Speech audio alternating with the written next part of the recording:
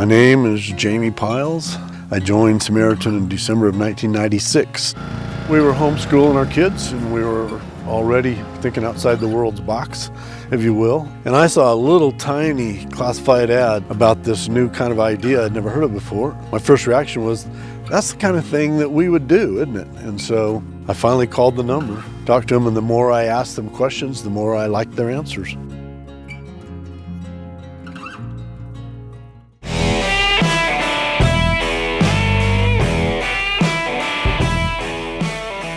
Hey y'all, welcome to Cross Politic on the Fight Laugh Feast Network. It's good to be with you this Monday. He closed his laptop. Pastor Toby, Chalk Knox, I'm the water boy.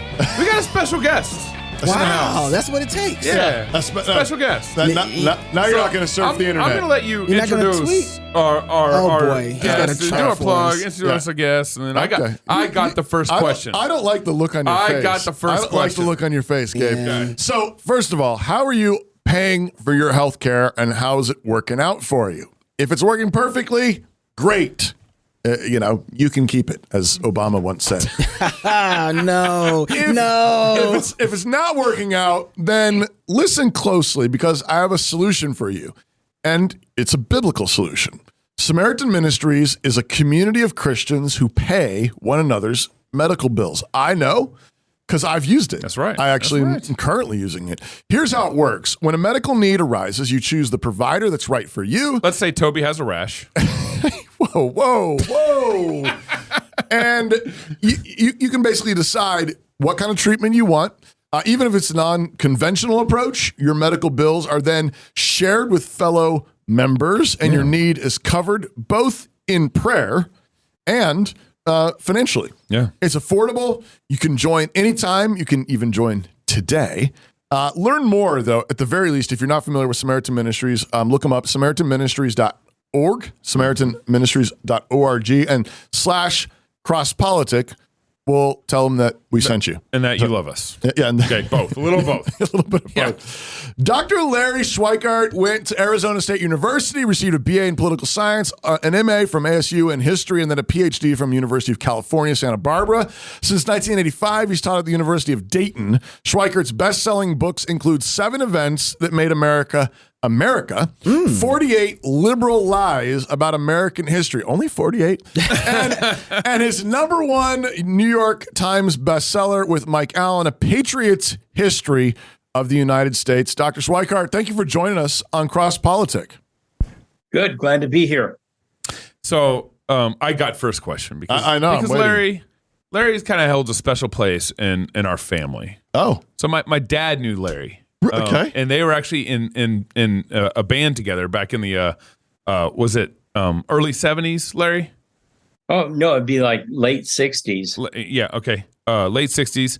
And I think my dad actually told me, when he told me stories about you, Larry, and the band, I think he said that was the only band he ever played in that actually had a chance to go anywhere. Well, I think we did make a record with him, yes. Yeah. That's right. Wow. And then Larry, but here's the question I have for you, because Larry has an autobiography out, and he actually mentions my dad in it a couple times. And my dad became a Christian early, 70, was it 69, 70, 71, somewhere around that time frame. Larry, you were already a Christian before that. And right. And my dad was a turd or something, and you guys had a falling out. What happened? And then later on, you kind of rekindled. You met my dad again later on as he's a Christian, and a lot more fun to hang out with. Well, I don't ever recall having a disagreement with him over music. Yeah. And he was in and out of the band because he would go to Fullerton to be with your family, and then he'd come back for a little while, and we'd play together a little while. So I think the falling out was later over theological issues, and we finally said, "Oh, it doesn't matter all that much." What did you play, Larry? What instrument did you play? Drums. It's the only instrument for a band. That's all you need. You know what Sly and the Family Stone said? All you need is a drummer. That's right. Me and you gonna be all right, Larry. So I remember my dad telling stories about you and that band, and he really liked that band. He thought it was one of the most talented bands. What was the name of the band? I forget. What was the name of the band, Larry? The name was Motley Array. This is before Motley Crue came along with their nickname. Yeah. And I remember we played a battle of the bands over. This is after he had quit, gone over to California, then come back. Yeah. And we played a battle of the bands over at Rendezvous Park in Mesa, and we lost. And we worked great that day. We played a long version of Southern Man. We played something by Blood Rock. And we were so good that one of the judges said, wait a minute, I want to give you guys a recording contract, even though we didn't win the Battle of the Bands. So we got a record deal out of it for one record. Wow. Well, that's fun. There you go. So that's why.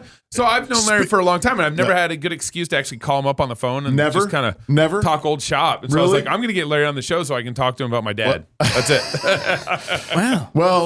Well, good Cross Baltic episode. We'll see you tomorrow. Well, then later I went on with a different band to open for Steppenwolf, the James Gang, Savoy Brown, hung out with the Allman Brothers. The Who sat through our set at the Troubadour, which was an incredible night. So we got almost famous, as the movie says. Yeah. So, Larry, speaking of the Battle of the Bands. Oh, boy. Yeah. That's good. Totally. Is Trump going to win in 2024? You know what Yoda says in one of the Star Wars movies is always in motion is the future, right? You never know. There are too many free radicals out there to really pin things down. He would definitely win the vote. He would win the popular vote, which is astounding for a Republican. I think he'd probably get around 80 million votes. But how many votes will they count? Are they going to count 85? Are they going to count 90? Richard Barris, the pollster, thinks they're going to manufacture close to 90 million votes this time around. Yeah. So remains to be seen. I haven't seen any significant work done on vote fraud anywhere in the country. A little bit in Georgia, but in the three big states, Wisconsin, Michigan, Pennsylvania, nothing. Well, this is interesting because you act like DeSantis isn't even like a thing. Like you just walk right over DeSantis into the... No, he's not. DeSantis is not a thing. You can mark that down. It's interesting that Robert Kennedy Jr. on the Democrat side is closer to Joe Biden than DeSantis is to Trump on the Republican side.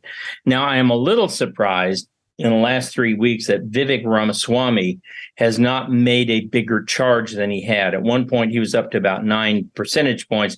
He seems to have dropped back down now to 3, 4, 5 points. I think a lot of that is all these other people, the Tim Scotts and the Nick Nack Haley, as I call her, all these people coming in to siphon votes away from Vivek. But it's not siphoning votes off Trump. He's still Barris's poll for Florida came out yesterday. Trump's increased his lead in Florida to 20 points now.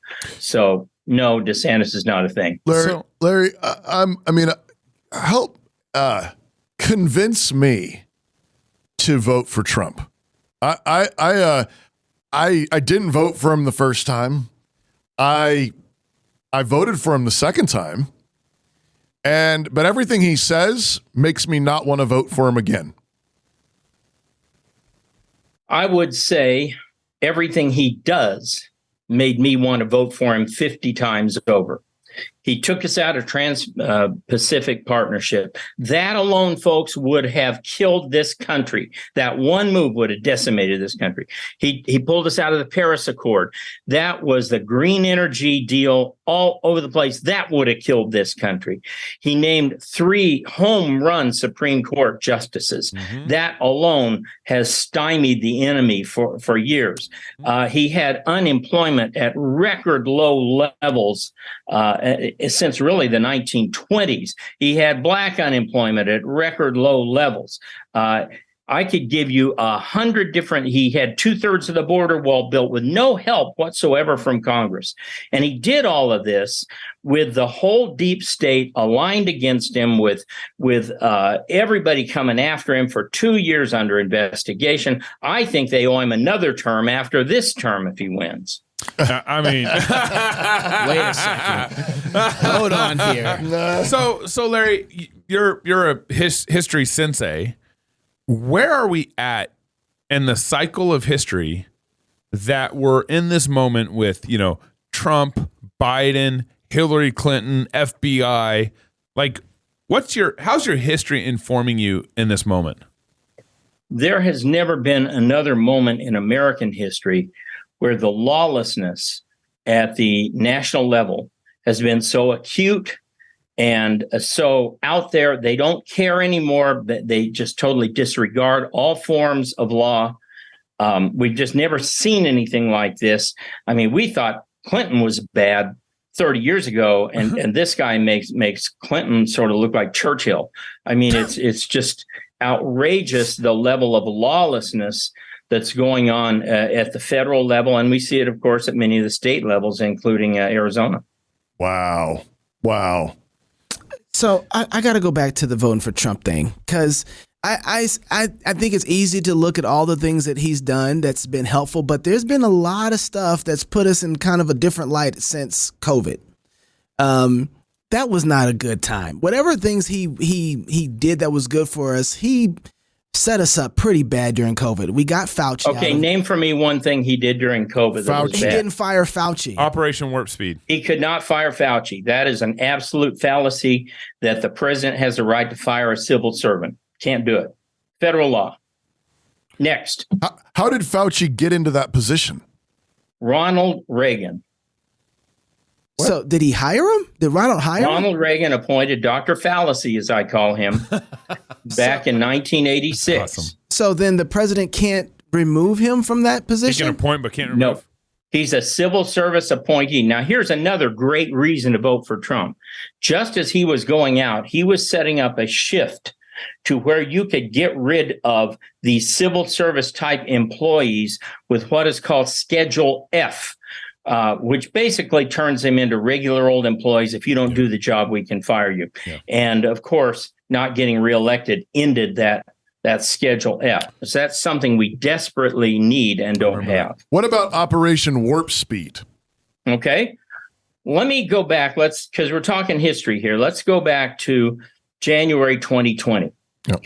Not a single major doctor anywhere on any continent said anything except this. This pandemic is real. It's going to kill millions of people worldwide and probably kill 20 million people in America. That's what everybody heard. There was no dissent on that. Tucker Carlson was arguing for lockdowns and the vax. Steve Bannon was arguing for lockdown and the vax. You could not find one major media person or one major doctor saying anything other than this was going to be a massive disaster if we didn't lock down. Now, who comes out first and says we need to unlock the country? Donald J. Trump. He said it in March 2020. He said we need to be open by Easter 2020. He was already distancing himself from Fauci, and I could give you 20 links on this, by April 2020. Who was the first governor to open up? Well, Kristi Noem of South Dakota, because they never even locked down. Right. Who was the second one? Brian Kemp of Georgia. That's right. They unlocked sooner than DeSantis did. And Trump didn't want DeSantis him was to. touting the value of the vaxes at least 1 month into this, and then he finally correctly changed his position. But let me remind you something else, guys. Right now, 82% of Americans have been vaccinated once. Over 50% of Americans have been vaccinated twice. If you want to run on anti-vax, forget it. You're done. Because a majority of Americans, I did not get the vax. I hate the vax. I think it's poison. But a majority of Americans do not see it that way. And even of that small percentage who got it now regret it, they're going to make a very small difference in anything. So here's where I'm at, Larry, on this. Same story as Toby a little bit. And I would love to hear your take on why Trump won. I saw your book on that, why Trump won in 2016. But I didn't vote for Trump in 2016 because I figured we deserved Hillary Clinton as a country because we're just. I didn't deserve her. I never deserved Hillary Clinton, or Cankles, as I affectionately refer to her.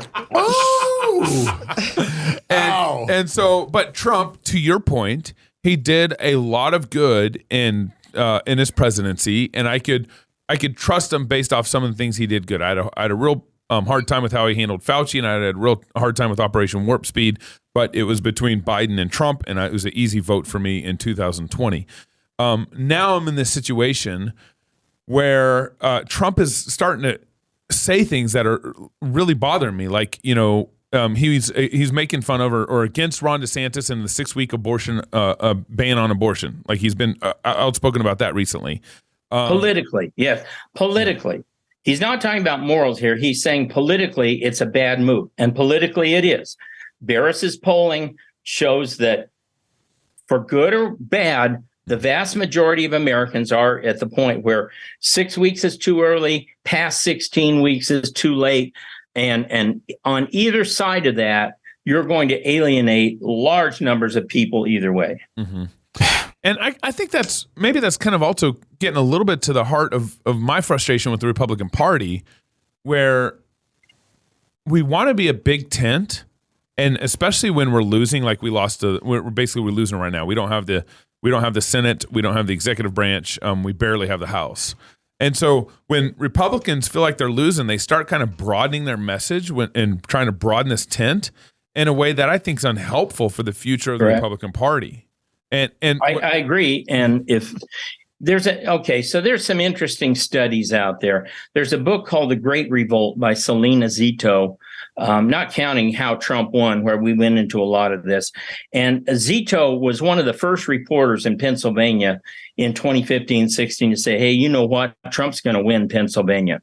And she did this book after the 2016 election, where they interviewed only Trump supporters, thousands and thousands. They just giant poll, but they also engaged in very deep interviews, along with a friend of mine named Jack Kubowski, and his book is called Bellwether Blues. Both of them came to the same conclusion, which was there is a massive, what Rich Barris calls an undervote. And these people hate Democrats and they hate Republicans, but they love Donald Trump. And they will come out in an election where Donald Trump is on the ticket, but they will not come out in the 2018 midterm or the 2022 midterm because Trump is not on the ticket. And Barris's polling found that this number amounts to about 10 to 13 million people who will stay home if Trump is not on the ticket. They will stay home if it's DeSantis. They will stay home if it's Tim Scott. They will stay home if it's Nick Haley. They will stay home. Wow. That's interesting. So you're looking at a massive loss if it's anybody but Trump on that ticket. So the only thing that we need to worry about is not getting out the votes. We need to worry about stopping the fraud. That's why you felt like he lost this last time, or you think it was just fraud? I think, yes. I think there's no way Rutabaga, that's my affectionate name for Joe Biden. There's no way Rutabaga got 81 million votes. I'm guessing in legitimate terms, he probably got 66, 67 million votes. They had 6 months of COVID to harvest votes, to make up ballots. I mean, we just had a story yesterday of a guy who drove 280,000 phony ballots into Pennsylvania. The 2,000 Mules shows you that if you go through this, you're looking at an additional 20 million votes out there. So I think it was almost all fraud. And that's why I say Trump will probably get 75 to 80 million votes next time. How do you stop the fraud? Well, if that's the question. If that's the case, why is it that they don't win the next time too? How do you stop the fraud? Well, so let me back up just a little bit. Sure.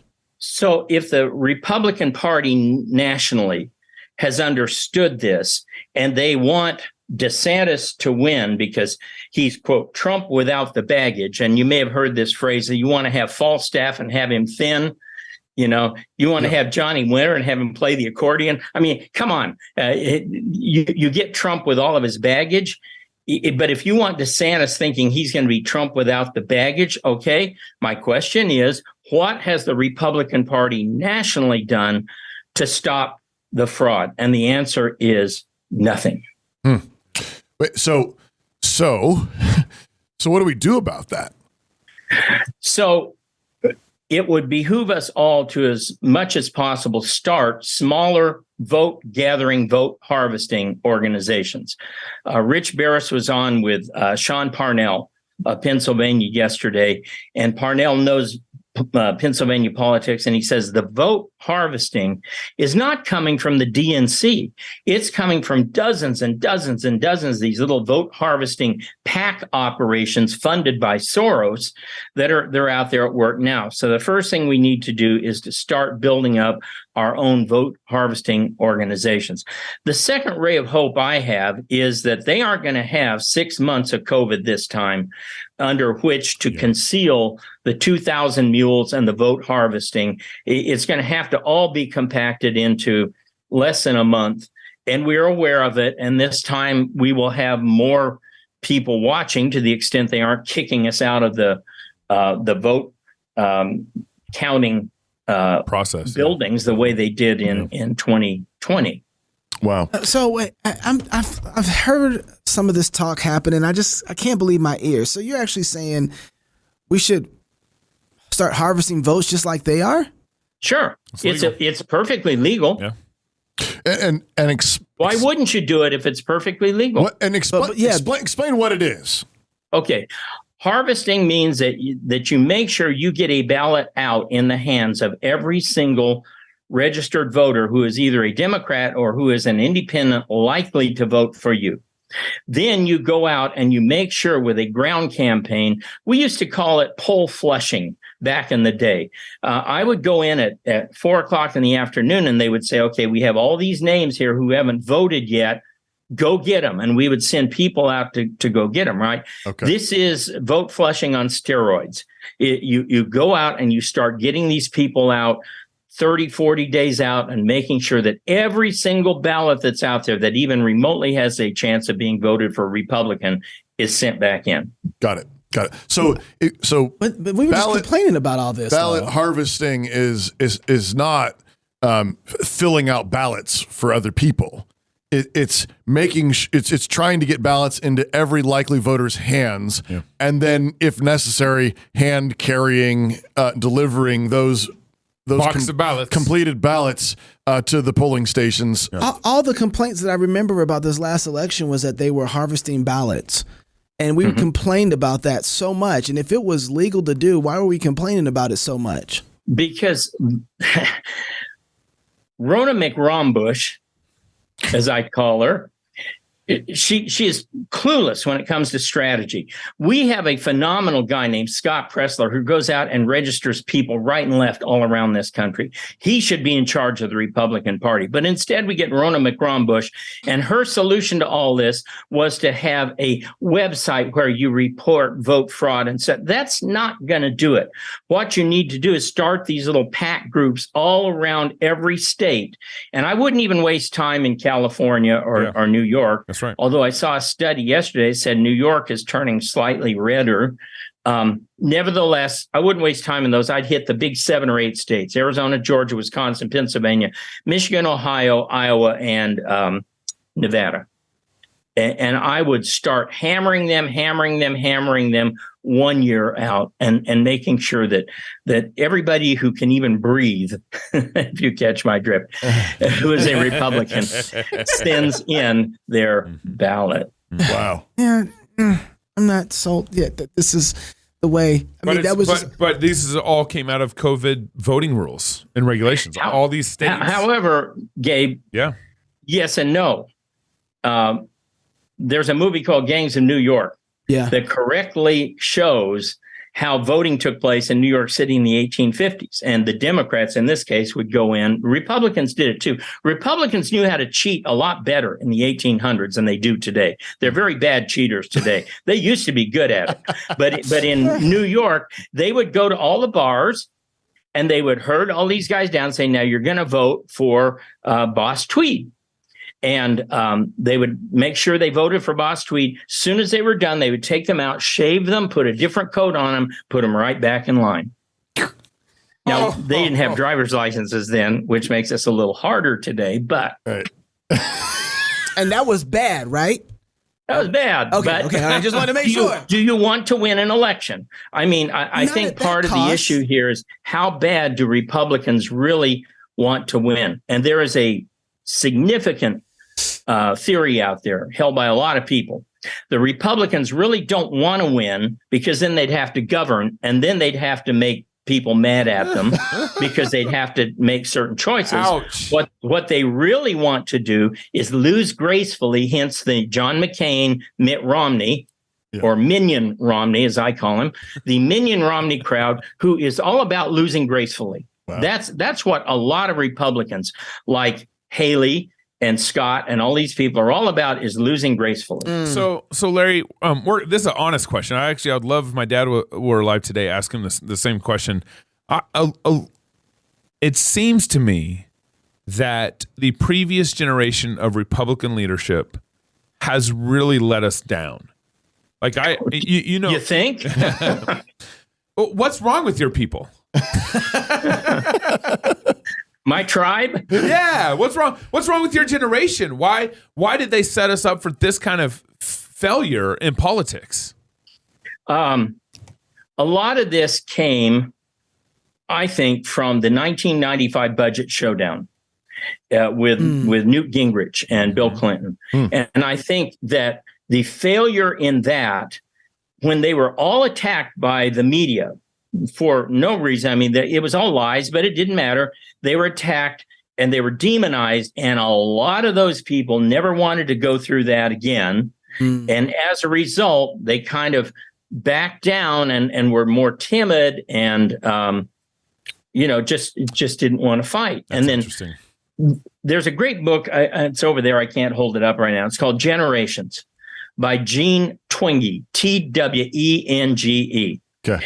And it kind of looks at the old Generations book by Neil Strauss and William Howe that said there are these cycles that we go through in American history. Problem is, right now, we have broken that cycle. We're not behaving like the cycle usually does, which is my generation should have stepped up and kind of been the Gen X should have stepped up and been the heroes who bail us out of this and do the right thing and do the patriotic thing. Instead, they become extremely subservient to government. Do whatever government tells you. Take the vax. Okay. Don't protest. Don't try and change anything.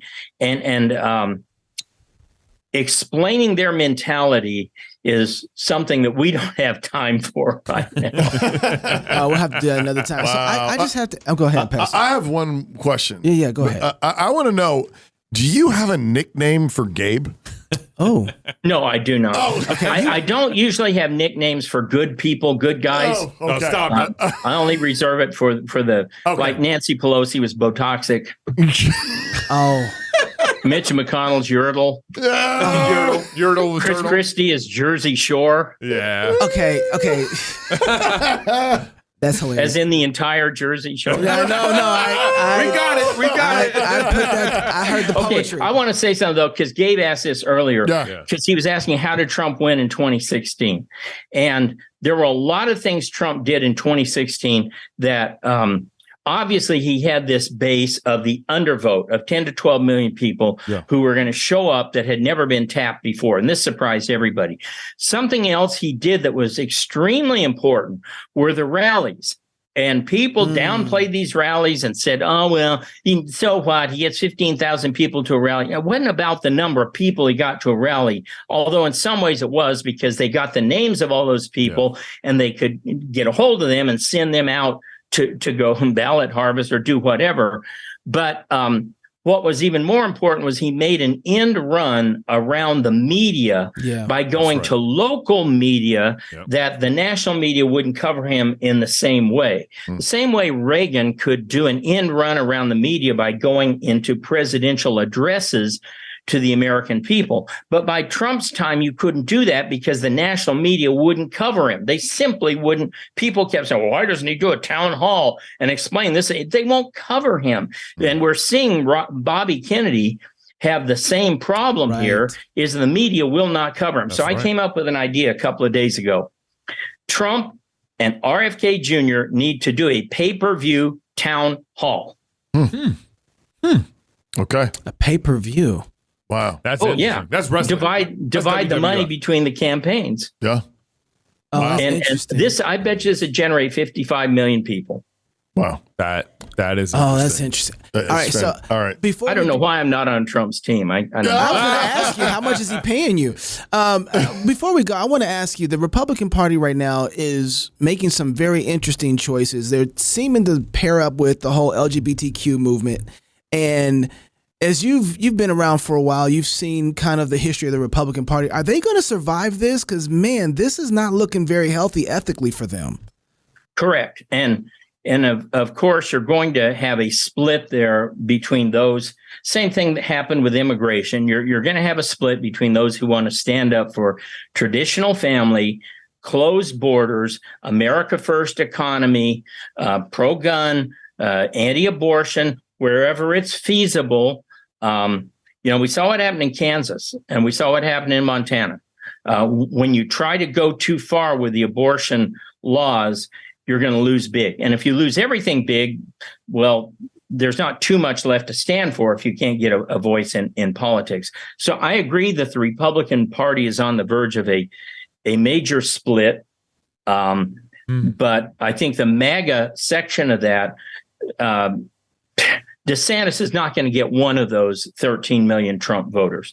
Trump is going to get a lot of the DeSantis voters only because they're going to go, I don't want Rutabaga again for 4 more years, or worse, Campuchia Harris. PatriotsHistoryUSA.com. Is there any other place that people can go to? Are you on internet? Are you on Twitter? Please tell me you're on Twitter. He is. Yeah, at Larry Schweikart. Okay, we can go there. And you can get all my great nicknames there on Twitter. Good. On YouTube, on my Wild World of History channel, Monday, Wednesday, Friday at noon Eastern, I am reading through Patriots' History of the United States.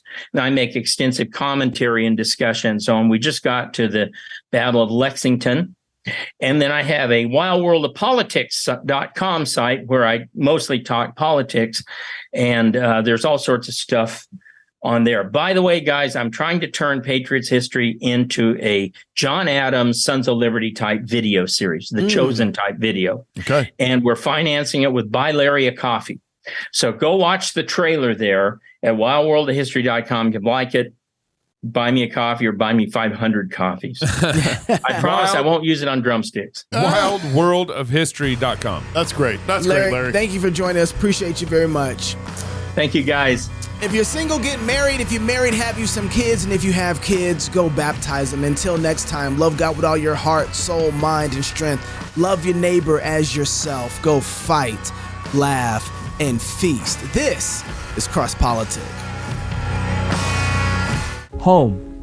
It's where you build your legacy, where traditions are started, seeds are planted, meals are shared, and stories are told. We are Chris and Natalie Carpenter, owners of Story Real Estate, and our team of top agents helps people find homes in Moscow, Idaho, and around the country. Have you thought about a move? Contact us to get connected with a top agent who shares your values and puts your family first. Or reach out to us about our Moscow relocation guide. Wherever you're looking to go, we can help you find home. Call us at Story Real Estate or visit us at storyrealestate.com and start building your legacy. The Word of God is living and active, sharper than any two-edged sword, piercing to the division of soul and of spirit, of joints and marrow. Through the Spirit, God's Word changes lives. It cuts us to the heart and reshapes us. As you strive to read and study Scripture, having a good set of tools can help. From setting reminders for a great reading plan, to word studies and commentaries that shed light on difficult passages, to listening on the go, the Olive Tree Bible app can help you dig into the Word wherever you are. Olive Tree Bible app. Read, study, listen, anywhere.